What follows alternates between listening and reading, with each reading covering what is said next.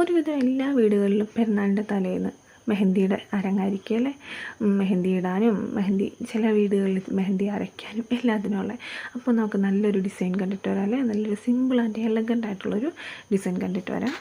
ഇത്തവണ എനിക്ക് കിട്ടിയിരിക്കുന്ന കോൺ നല്ല ഓർഗാനിക് ആൻഡ് നല്ല സൂപ്പർ കോണാണ് കേട്ടോ. നല്ല സ്മൂത്തായിട്ട് നമുക്ക് ഡ്രോ ചെയ്യാൻ പറ്റിയ നല്ലൊരു കോണാണ്. ഇതിൻ്റെ ഡീറ്റെയിൽസൊക്കെ ഞാൻ ഡിസ്ക്രിപ്ഷൻ ബോക്സിൽ അല്ലെങ്കിൽ ഇത് വേണമെങ്കിൽ ഇതിൻ്റെ നമ്പർ ഞാൻ ഇതിൻ്റെ ഈ സൈഡിൽ കൊടുക്കാം കേട്ടോ. അങ്ങനെ ഞാനിപ്പോൾ മെഹന്തി ഇട്ടിട്ട് കുറച്ച് നാളായി കേട്ടോ. അങ്ങനെ സ്ഥിരമായിട്ട് ഞാനങ്ങനെ ഇടുന്ന ആളല്ല.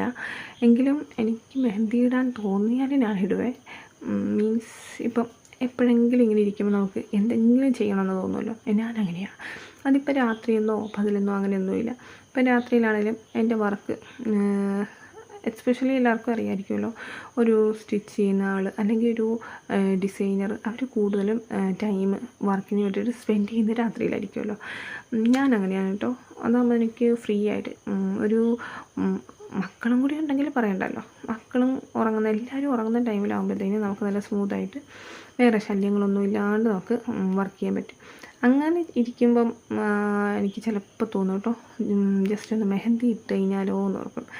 അങ്ങനെ കോണ് കയ്യിലുണ്ടെങ്കിൽ ആ സെക്കൻഡ് തന്നെ ഞാനിടും. ചില കാര്യങ്ങൾക്ക് അങ്ങനെ കുറച്ച് നിർബന്ധങ്ങളൊക്കെ ഉണ്ട് കേട്ടോ എനിക്ക്. ഇപ്പം ഫുഡിൻ്റെ കാര്യത്തിലാണെങ്കിലും എനിക്കെന്തെങ്കിലും കഴിക്കാൻ ആഗ്രഹിച്ചു കഴിഞ്ഞാൽ ഞാൻ എങ്ങനെയെങ്കിലും ഒന്ന് ഉണ്ടാക്കും കേട്ടോ. അതിപ്പം അതിന് ഈ രാത്രിയെന്നോ പകലെന്നോ ഒന്നുമില്ല. എനിക്കെപ്പോഴാണോ തോന്നുന്നത് അപ്പം ഞാൻ ഉണ്ടാക്കി കഴിക്കും. അങ്ങനെയൊക്കെയല്ലേ നമ്മൾ. എനിക്ക് തോന്നുന്നു അതൊക്കെ ഒരു തരം സെൽഫ് ലവ് ആയിരിക്കും മേ ബി. എനിക്കങ്ങനെ ഫീൽ ചെയ്തിട്ടുണ്ട്. കാരണം നമ്മൾ തൃപ്തിപ്പെടുത്തണമല്ലോ. എന്ത് കാര്യത്തിലാണെങ്കിലും നമ്മുടെ മനസ്സ് ഒന്ന് ഹാപ്പി ആക്കാൻ വേണ്ടിയിട്ട് നമ്മളിരിക്കണമല്ലോ. പറഞ്ഞ് കാട് കയറി എവിടേക്കോ എത്തി.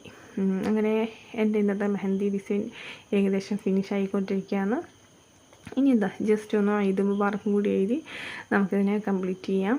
അപ്പോൾ എൻ്റെ വീഡിയോസൊക്കെ കാണുന്ന വ്യൂവേഴ്സിന് എല്ലാവർക്കും എൻ്റെ ഹൃദയം നിറഞ്ഞ ഈദ് മുബാറക്ക്. Stay tune.